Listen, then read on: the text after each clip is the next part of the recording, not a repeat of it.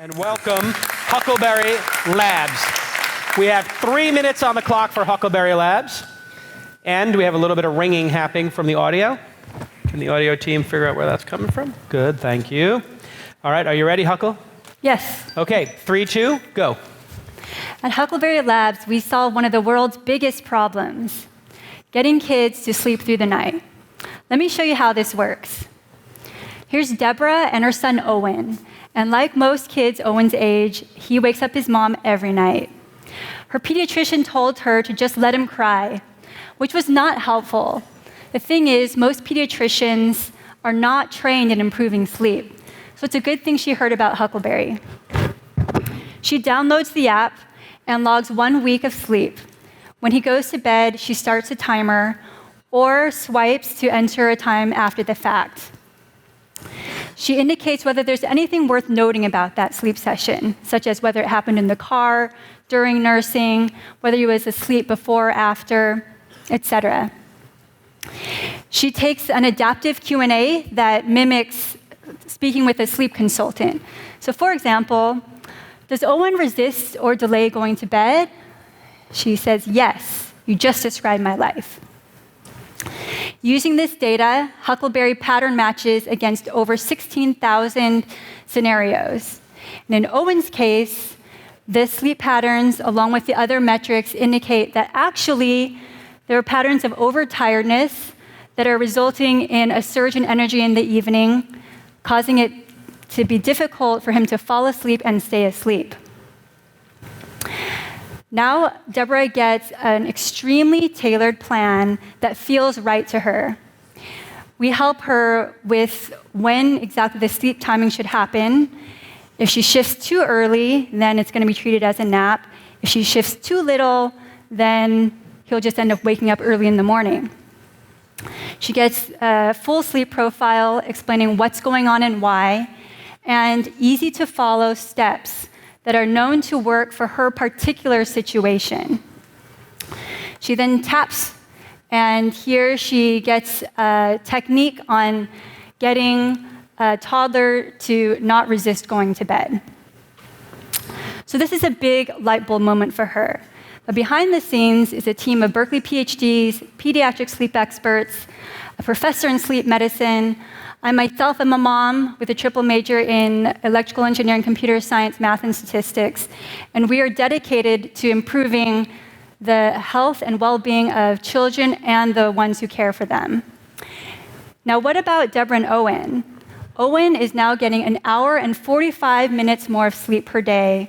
After he reads his book, he goes happily off to sleep and sleeps through the night. Imagine what this does for his well-being and for Deborah's sanity. 85% of our users are already reporting that their child improved sleep. So next time you think about sleep, think Huckleberry Sleep. We're here to help. Thank you. Okay. Feedback from our judges. What's the business model? Okay.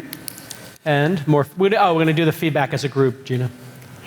And is there a way for the parents to, or I guess for you guys to get the data without having to have parents input it, i.e. via video or other mechanisms, to basically allow the removal of the parent to forget to do things? We're getting really bad feedback. It's ringing. Yeah, I was curious if this data is shared with the pediatricians. Kind of to piggyback on Richard's question, it's like with the automatic input, but then also too, what other vitals are you guys tracking? Because with children, it's not just necessarily the sleep, but the conditions in which they sleep and health issues that they may have as well. So I got mine stolen because I have a hard time seeing consumers enter the data to get the value and being consistent about it, and that seems a big issue. So I wonder how you can make that autonomous and not dependent on that. And I wonder how you're going to acquire customers. What's your strategy for getting people to start using the app? Okay, wonderful questions, which I'm glad you asked. Okay, so we actually started off with a hardware device. We have a couple of patents pending on it. We actually dropped it because we found that actually moms of young children are already used to tracking things in an app. And we found that there was actually no problem with getting them to do it. And so we have them do it for 1 week. Over 50% continue to track even after that first 1 week.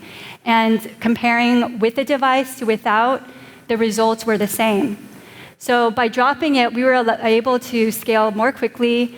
The users have already started referring their friends. We ended up in 6 countries without even trying, which we would not have been able to do if we forced them to buy a device first.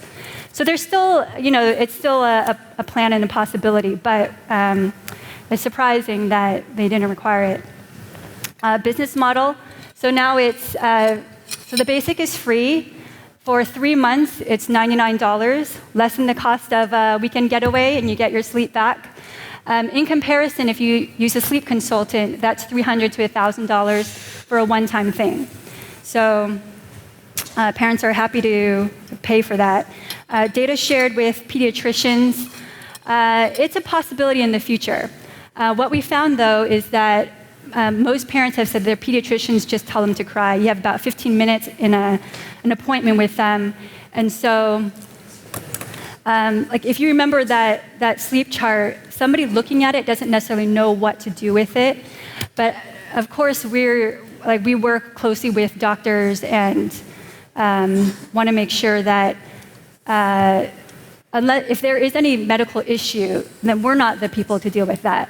It's the pediatrician. So that could be anything like enlarged adenoids, sleep apnea, things like that. What other vitals are being looked at?